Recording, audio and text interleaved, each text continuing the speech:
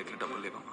మన పరిస్థితి నాకు తెలీదా అండి, కానీ మీరు ఒక పని చేస్తే మన ఖర్చు నుంచి సగం తగ్గించుకోవచ్చు. ఎలా? వచ్చే ఎన్నికల్లో గాజు గ్లాస్ కి ఓటు వేయండి.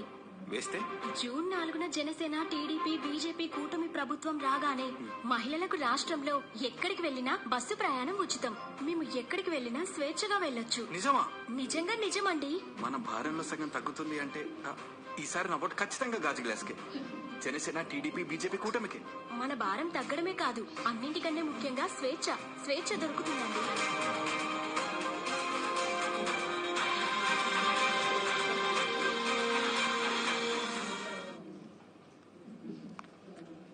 చూసారండి అందరూ? సో వీళ్ళు ఏం చెప్పుకున్నారు యాడ్స్ లో? తిరుపతి, కాణిపాకం, శ్రీకాళహస్తి, విజయవాడ, అన్నవరం, సింహాచలం, ఈ మొక్కులన్నీ కూడా కూటమి ప్రభుత్వంలో అభ్యర్థులకి, కూటమి వాళ్ళకి ఓట్లు వేస్తే ఆ ప్రభుత్వం జూన్ 4వ తేదీన వచ్చాక మొక్కులన్నీ ఫ్రీగా తీర్చేసుకోవచ్చు అనేసి. ఇప్పుడు వీళ్ళు పెట్టిన షరతుల్లో తీసుకుంటే తిరుపతికి no free, Srikalahasti no free, Srisailam no free bus, Vijayawada no free bus, Mantralayam no free bus. తిరుపతికి ఒక మహిళ ఫ్రీ బస్సులో వెళ్ళాలి అంటే ఒక 14 బస్సులు మారాలి. అంత దారుణంగా కండిషన్స్ వీళ్ళు పెట్టిన పరిస్థితి మనందరం చూసాం. ఇది మోసం దగా కాదా అని నేను అడుగుతూ ఉన్నాను. ఇంత దారుణంగా మహిళల్ని, ఈ రాష్ట్రంలో మిమ్మల్ని నమ్మి ఓట్లేసిన మహిళల్ని 2.5 కోట్ల మంది మహిళలు ఉన్నారు, వాళ్ళని ఈ విధంగా మోసం చేయడం సమంజసమేనా చంద్రబాబు నాయుడు గారు, పవన్ కళ్యాణ్ గారు, కూటమిలో ఉన్న మంత్రులు అని నేను అడుగుతూ ఉన్నాను. ఇన్ని యాడ్స్ ఇచ్చారు, ఇలా ప్రచార సభల్లో చెప్పారు, ఈ మాటలు నమ్మి మహిళలందరూ ఓట్లేశారు, ఇప్పుడు ఈ విధంగా కండిషన్స్ పెట్టారు.